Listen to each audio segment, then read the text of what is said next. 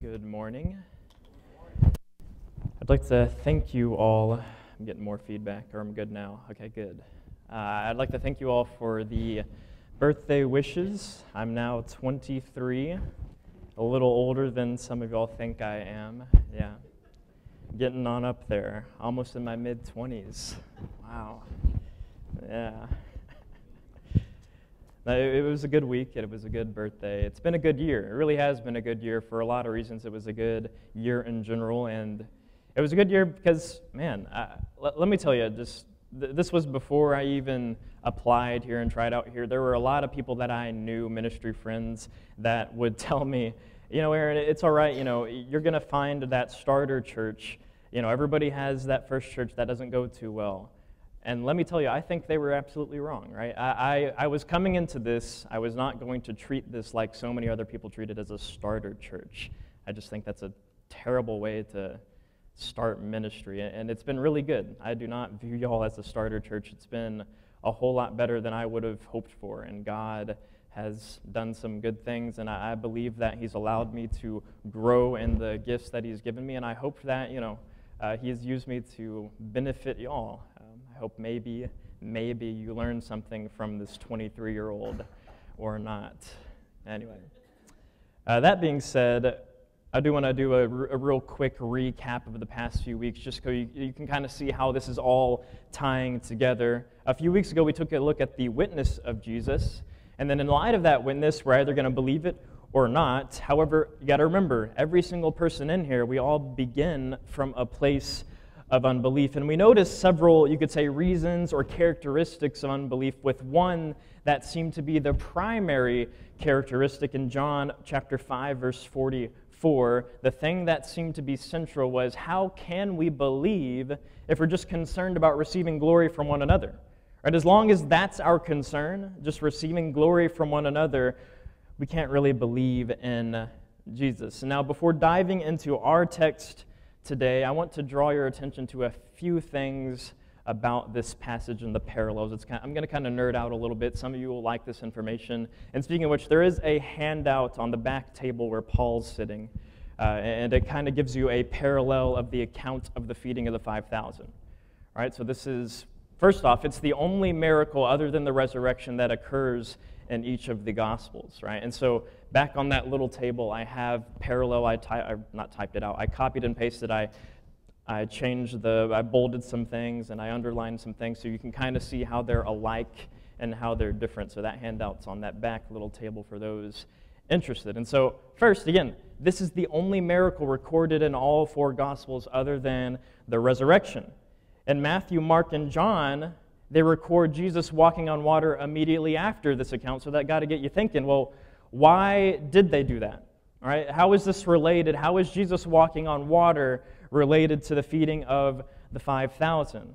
Another thing we got to keep in mind is that Jesus, He did not just feed 5,000. All right, 5,000 was just the amount of men. You can see that in Luke 9:14 and Matthew 14:21. 5,000 was not including women and children.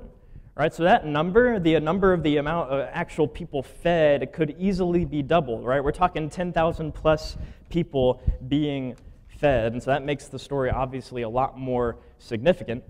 Matthew, Mark, and Luke make reference to John the Baptist's death right before the feeding of the 5,000. Right, so that's got to get you thinking, okay, how is that relevant? What's the importance there? And I think there is some significance there. You got to remember John's main purpose, his main point. So John chapter 1, just as a quick reminder, John chapter 1, verse 31, John says, I myself did not know him, but for this purpose I came baptizing with water that he might be revealed to Israel. See, John the Baptist's whole purpose is just pointing people to Jesus. Right? His whole purpose is pointing the people to Jesus, and he kind of reiterates this in John chapter 3, verse 26. John 3, verse 26, this is when John's disciples are baptizing, and then Jesus' disciples are also baptizing. And so in John 3, verse 26, it says this, and they came, that is some of John's disciples, they came to John and said to him, Rabbi, he who was with you across the Jordan, to whom you bore witness, look, he is baptizing, and all are going to him. And so John's disciples see this, they see people, all the people going to Jesus, and John's response is, that's great. That's the whole point. That's why I'm doing what I am doing, because I want to point other people to Jesus. And so I think John's death, likely occurring just before the feeding of the 5,000, feeding of the really 10,000 plus, is all the more significant. Think about this. Right? John's whole purpose was to point people to Jesus. Then immediately after his death, you got thousands of people coming to Jesus. What John wanted is coming to fruition. So many people are coming to hear Jesus. And so as John fades away to death, I most certainly think that is a joy for him as Jesus feeds the 5,000. So John chapter 6, that's where we're going to be today. John chapter 6. It seems like these thousands believe, right? John has completed his mission. He's dead. Thousands are now coming to Jesus. They seem to believe, right? Now remember last week we talked about how we didn't believe, and now we may believe. Maybe we believe, all right? But we got to ask, what do we believe about Jesus? We might believe Jesus, but we might believe wrongly. So John chapter 6, verse 1 says this. After this, Jesus went away to the other side of the Sea of Galilee, which is the Sea of Tiberias. Now here, you might be thinking, well, I might be thinking, you might not be thinking of this. Is there a chronological issue? All right, so back in John chapter 5, verse 1, Jesus was just in Jerusalem. When did he get to Galilee, right? He just appeared there. And the way the text says this, it says he went to the other side of Galilee, which makes it sound like he was already in Galilee if he went to the other side of Galilee. So is there some kind of chronological issue here? Now we got to remember, John, he's not recording every single thing that happens in the life of Jesus. Consider John chapter 21 again. John chapter 21, verse 25. It says, now there are so many other things that Jesus did, were every one of them to be written, I suppose that the whole world itself could not contain the books that would be written. So in John chapter 6, it kind of seems like a weird jump. Jesus just randomly appears in Galilee, but we got to remember, John, he's not recording every single thing that happens. All right? He's not giving you an exact chronological history of the life of Jesus. And we also got to keep in mind how history then is different than what we usually consider history. All right? They were more concerned with recording events and then making a point. All right? There was usually a message behind the history they recorded. They weren't as concerned about presenting an exact chronological history. And there are some people who take this, some people who look at the differences between the Gospels, the quote-unquote chronological inconsistencies, and they say, ha, therefore they're unreliable. I don't think so. See, I think the differences in the Gospels actually serve to validate the Gospels. After all, would you say that they would be more questionable if they were exactly the same word for word? Like word for word, if you read the Gospels and they were exactly the same throughout the whole thing, that would be a little bit more questionable than if they were a little bit different. Because you got to remember, the 4 Gospels are recorded by 4 different people. And you probably heard this illustration before. If you had 4 different people viewing a car wreck, would they all describe the car wreck the same way? No. Right, so the Gospels being different, John recording his Gospel in a different way than the other writers is not an issue. It's a matter of perspective and a matter of him trying to communicate a certain message. So John chapter 6, there might be some sort of chronological jump that we're not aware of that he makes. Verse 2, chapter 6 says this, and a large crowd was following him because they saw the signs that he was doing on the sick. On one hand, it is great, right? It's great that these thousands of people are coming to Jesus, but on the other hand, we have an issue of why. Why are they coming to Jesus? And Jesus, he really wants them to see who he is, not just the things he does. And we can see in the text, they're coming because they saw the signs. They saw that he was healing the sick. They weren't really coming for who Jesus is. They came because they saw him do cool things. Now, this might not be the best example, but how would you feel if people were to just value you because of the things you do? Would you feel valued? Anytime somebody needed something, they would just come to you just because they need something? Would you feel valued? Or do those people just value the things that you do? And so that's the issue here. That seems to be the issue. These people are coming to Jesus. They're following Jesus because they see the signs. They don't seem to actually value Jesus because he is the Son of God. Continue on in verses 3 through 6. Jesus went up on the mountain, and there he sat down with his disciples. Now the Passover, the feast of the Jews, was at hand. Lifting up his eyes then, and seeing that a large crowd was coming toward him, Jesus said to Philip, "Where are we to buy bread so that these people may eat?" He said this to test him, for he himself knew what he would do. Now, a few things about this. This is kind of setting the stage here. Jesus, he's sitting with his disciples, which is a classic rabbinical teaching position. So it seems like Jesus, he's getting ready to teach his disciples. And furthermore, the passage mentions the Passover. So that makes you wonder, well, wait a minute. Weren't we just at the Passover a few chapters ago? It kind of seems like, well, it happened within a year. 2 Passovers, that's not possible. Those are 2 different years, right? And so again, John, he's not concerned about presenting an exact chronological history. So yes, it kind of seems like there's a weird chronological jump, but John's gospel is most certainly abbreviated. Regardless, the thousands following Jesus, they're following Jesus during the time of the Passover. That's pretty significant. Think about this. See, if they're Jews, if they're good Jews, they're usually going to be on a pilgrimage to Jerusalem. But instead, they're following Jesus. And guess where Jesus is going? In the opposite direction of Jerusalem. He's up in Galilee. He is up north, away from Jerusalem. And guess what? He's going to go from one side of the Sea of Galilee to the other side of the Sea of Galilee, even further away from Jerusalem. And so these Jews here, probably mostly Jews, following him, they should be on their pilgrimage, but they're following Jesus. Verses 5 and 6 say this. I'm going to reiterate those again. Lifting up his eyes, seeing that a large crowd was coming toward him, Jesus said to Philip, "Where do we buy bread so that these people may eat?" He said this to test him, for he himself knew what he would do. Now, obviously, since they're probably, maybe they started on their pilgrimage to Jerusalem, but then they saw Jesus, so they started following Jesus. Maybe that's what's going on here. But you got to keep in mind that when they go on their pilgrimage, they're not packing for like 2+ weeks. It's maybe a few days' travel from where they are to Jerusalem. So they're not packing for a long time. They're not packing that much food, and so they don't have food. A lot of them are probably very hungry, and so Jesus, he has the logical thought that we got to feed these people. And so Jesus asked Philip, "Where can we buy food for 10,000 plus people?" Now, if you were Philip, what would you say to Jesus? We're not paying for that.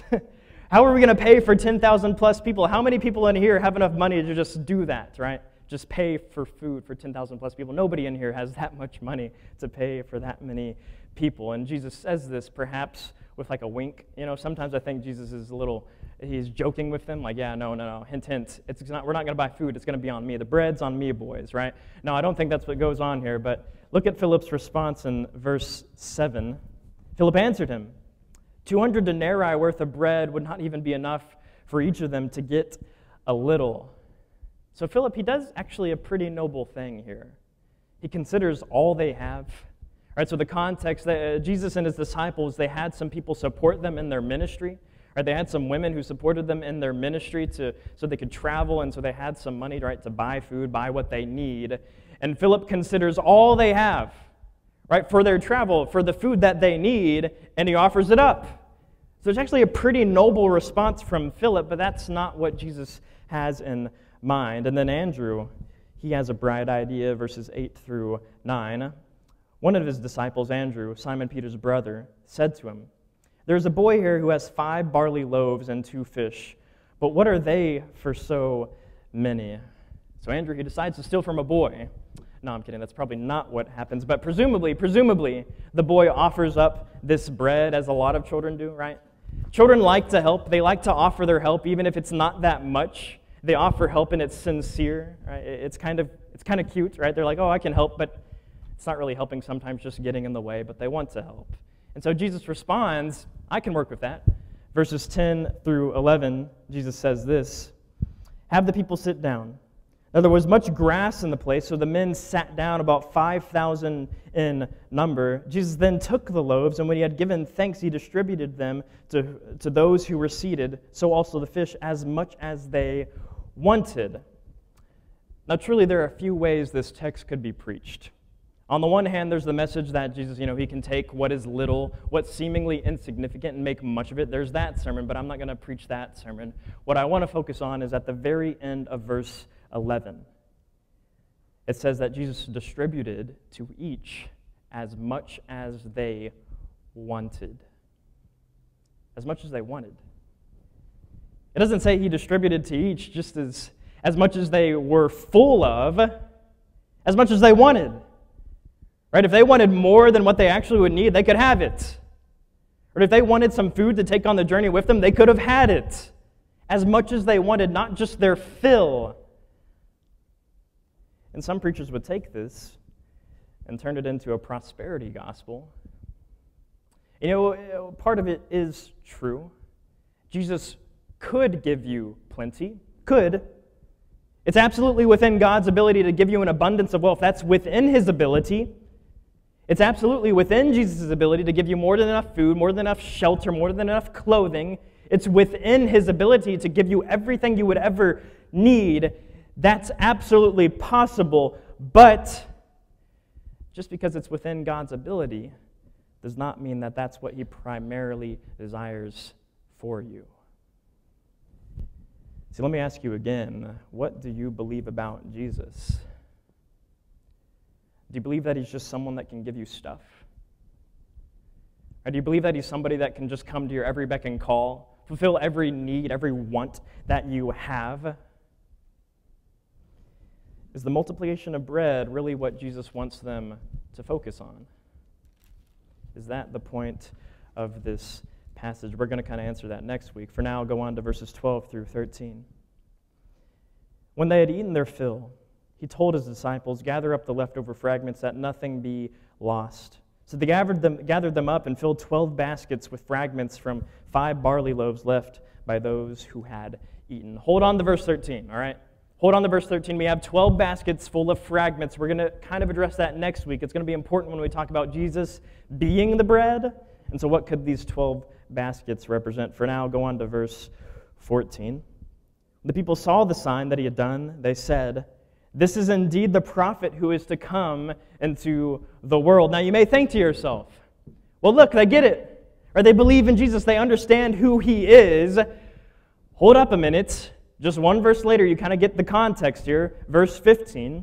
Perceiving then that they were about to come and take Him by force to make Him king, Jesus withdrew again to the mountain by Himself. The issue: they wanted an earthly king. They viewed Jesus as somebody they could just establish as king and who could evidently give them they would all ever need, give them whatever they would want. So do they really value Jesus because of who He is or because of what He could just do for them? They may believe, but they might believe wrongly. Their focus is on the stuff, not the Savior. Verses 16 through 21. How does this passage relate to the feeding of the 5,000? Verses 16 through 21, it says, "When the evening came, His disciples went down to the sea, got into a boat, and started across the sea to Capernaum. It was now dark, and Jesus had not yet come to them. The sea became rough with a strong wind, because the strong wind was blowing. When they had rowed about 3 or 4 miles, they saw Jesus walking on the sea and coming near their boat, and they were frightened. But He said to him, 'It is I, do not be afraid.' Then they were glad to take Him into the boat, and immediately the boat was at the land to which they were going." So how does this relate? Right? In this passage, Jesus, He does His thing, He disappears. He does that quite often. So the disciples, they decide to go across the sea. Keep in mind, they're 3 or 4 miles into sea. 3 or 4 miles in the sea, the weather's bad, they could die, and Jesus just walks up to them, right? Walks up to them and says, it's all right, chill out. They take Him into the boat, and the way the text presents it is that they're just immediately where they need to be. They're just 3 or 4 miles into the sea. Now keep in mind, I don't have a picture for this, I don't have a map for this, but Tiberias, which is where they're at, it's down in the, I guess that would be the western corner of the Sea of Galilee. And then Capernaum is up on the top of the Sea of Galilee. And so it's just about a 6-mile journey by boat. And they're 3 or 4 miles into the sea. So they're maybe just halfway to where they want to go, and they could die. They're about to die. The weather is bad. They could die. And it seems like when Jesus gets there, he just, boom, teleports them. That's the way the Gospel of John presents it, at least. So how does this passage relate to the feeding of the 5,000? Well, let me present you two extremes. On the one hand, Jesus can provide more than enough, right? When you might have nothing, as these people did, they didn't have anything, they were hungry, Jesus can, it's within his ability to provide more than enough. The other extreme, when you are on the brink of death, Jesus can save you. In both instances, what you see is that Jesus provides something. First instance, he provides food, he provides sustenance. Second instance, he provides salvation, saves them from the waters. But I ask you again, what do you believe about Jesus? Do you view him as just somebody who can give you more than enough? Do you just view him as somebody who can give you plenty? Do you come to him just because you want something from him, something physical, some wealth? Is that why you come to Jesus? Is that why you believe in Jesus? Do you view him as somebody who could just save you when life is going terribly, when you're about to die? Do you just view him just so he could do that for you? Or do you view him as the Son of God? Do you believe him because he is the Son of God? Do you believe him because he is the one who just sustains life? He's the one who offers you spiritual life. What do you believe about Jesus? I pray that you don't believe him just because he can offer you things. That's why the prosperity gospel works so much in some places. People like the idea of a Savior who can just give them stuff. But that's not what Jesus is primarily concerned about. The multiplication of bread was never really about the bread. It was always about him. See, next week we're going to take a look at a passage. This is going to be a long passage of Jesus talking about he is the bread. He never wanted them to focus on the bread that he was giving them. He wanted them to focus on him as the bread, as the one who sustains. To see him as the Son of God, to focus on him and not the sign. If you'd like to respond, if you would like to see him as the one who sustains, you can as we stand and sing.